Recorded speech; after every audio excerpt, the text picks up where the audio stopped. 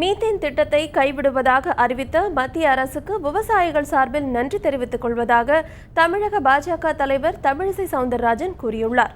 நிலக்கரி சுரங்க மசோதாவை ஆதரித்த கட்சிகளை காங்கிரஸ் விமர்சித்திருப்பது அந்த கட்சிகளை கொச்சைப்படுத்தும் செயல் என்று அவர் தெரிவித்துள்ளார்.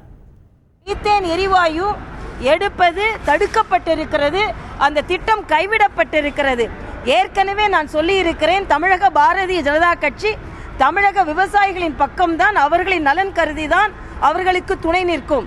அதே போலத்தான் இங்கே இருந்து நாங்கள் கோரிக்கை அனுப்பியிருந்தோம், விவசாயிகளின் கோரிக்கை அனுப்பியிருந்தோம், தனிப்பட்ட முறையில் கடிதம் எழுதியிருந்தோம், நேராகவே அவரிடம் நாங்கள் சொல்லியிருந்தோம்.